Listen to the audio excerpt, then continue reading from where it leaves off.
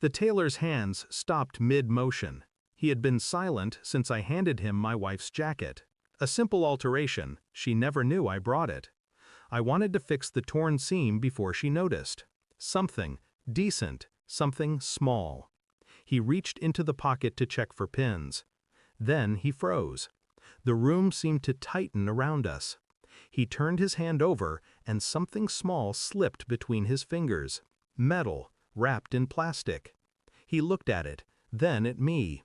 His face drained of color. He dropped the jacket like it burned him. "Get your children," he whispered. "Leave this city, tonight." The words didn't sound like advice. They sounded like a verdict. I stared at him, confused. Demanded, "Why?"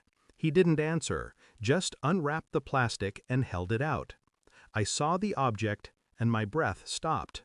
It wasn't what I expected. Not jewelry, not cash.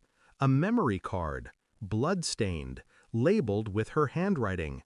To be used if he ever finds out. That night, I sat in the car outside our house while the kids slept inside. The card was still in my palm, warm from my grip. I didn't open it immediately. Part of me hoped it was nothing. Another part already knew what it was. My wife, Leela, was upstairs. The lights in the bedroom were off, but I could see the glow of her phone through the curtain. She was awake.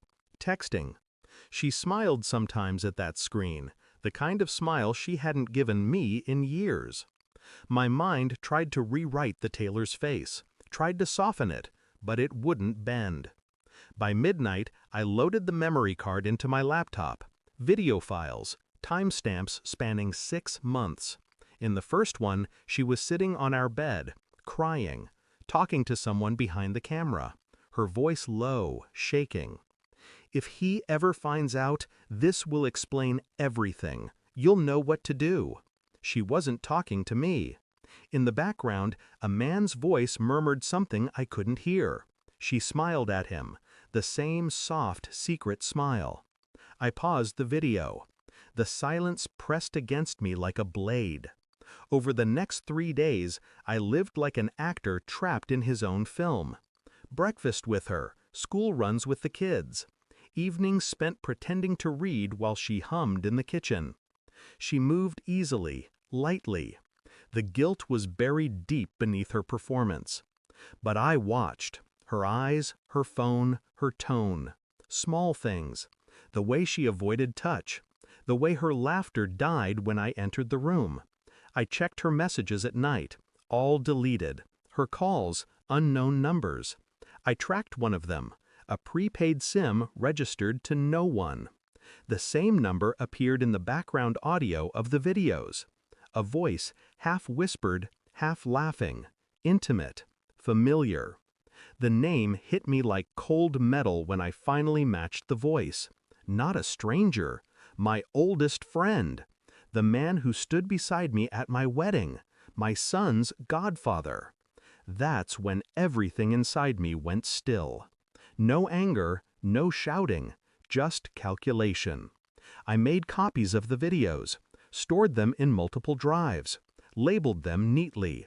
Then I waited. Friday evening, she came home late, said she'd been out with friends. I told her the tailor called, that he wanted to return the jacket.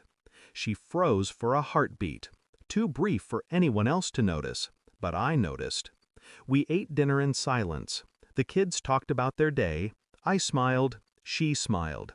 We played the roles. After they went to bed, I played one of the videos on the TV, loud enough for her to hear her own voice before she turned around.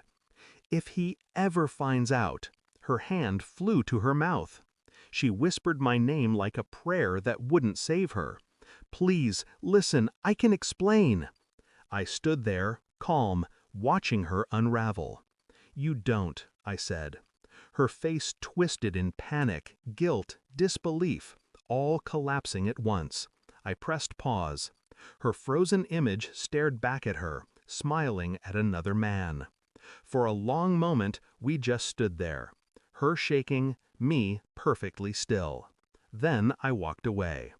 The next morning, she found her things packed in neat boxes by the door. Her phone, laptop, bank cards, all replaced with a single flash drive. Inside were the videos, every message, every lie. She didn't say a word, just cried quietly as she carried the boxes out. I'd already sent copies to her lover's wife. No threats, no explanations, just truth, delivered in silence. By evening, both their lives were in ruins. I didn't need to watch it happen. I just sat by the window, listening to my children laugh in another room. Her car pulled away, and with it, the last echo of who I used to be. It's been a month. The house feels cleaner without her perfume clinging to the walls. Sometimes my daughter asks when mommy's coming back. I tell her, soon. Not because I believe it, but because lies in small doses protect children from truth.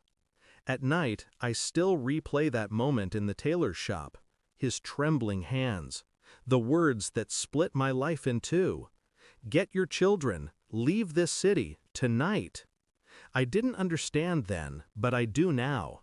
Some people hide weapons in pockets. Others hide their intentions. Both kill, just differently. And the thing I found that day wasn't meant for me to see. It was meant to destroy me. But instead, it set me free. Thanks for watching. Don't forget to like, share, and comment. Subscribe now to Cheating Stories Insight World for more amazing stories.